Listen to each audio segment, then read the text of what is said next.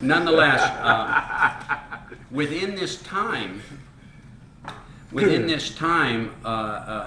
when they were out preaching and stuff, there were angels that showed up at the houses, and they came into these towns, and they entertained angels. Well, we know the case of in Genesis 18:22 where it happened with Abraham, but I think this is talking about a more contemporary illustrations in relationship to the day these people are living in. Now, in our day, I know that there's all kinds of kooks out there within Christianity, and they all want to tell stories and stuff like that, and I'm very, very skeptical of a lot of these Christian stories. But over the years, I've heard a consistent story at different times, which is interesting, to where someone's driving on the highway and they pick somebody up, and the person gets in their car and they start talking to them and such, and all of a sudden they look over and the person disappears.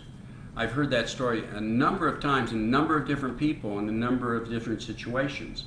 And whether that's true or not, I don't know.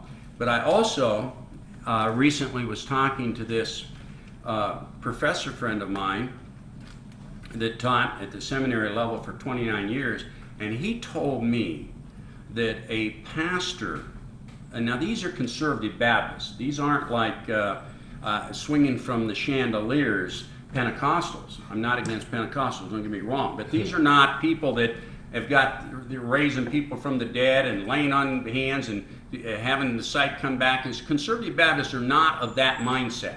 And I'm not knocking that mindset. I'm just illustrating that these people are very, very conservative. And they don't believe in a lot of this stuff. They don't believe in all this tongues business and all these gifts and all these extraordinary things. They don't go that route.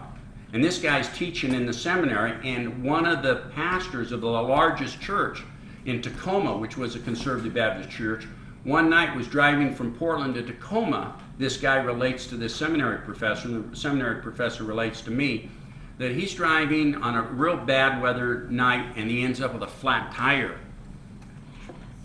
And so he gets out in the bad weather. He's got his wife there with him. It's very, very dark. And he gets out and he starts to open his trunk and do this stuff. And all of a sudden, these two guys approach him. And, you kind of think, and these guys walk up and they help him totally get his tire changed and the whole bit. And all of a sudden, he turns around and they're gone. And he, the pastor, thought that this were some, were angels that assisted him, because he was a frail man, older man, and that, and he's in bad weather and by the side of the road, and he's got this big church, and so we as Christians have a very thin line between us in this physical, natural world and the supernatural. Does anyone want to describe to me in maybe a sentence or two how thin a line that is?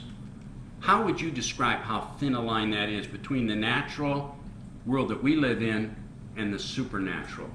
It's a breath away. Absolutely correct. Bullseye, Bob. It's so close to us, it's a breath away from us. The natural to the supernatural is simply a breath away. And so for the supernatural to enter into our realm is no terribly hard thing anymore than for us to enter into their realm just by simply stop breathing, and we're there. Go ahead. I have an angel story. Go ahead. I was 7 years old, 1943. Speak up a little bit. 1944. I was riding on the back of my brother's bike.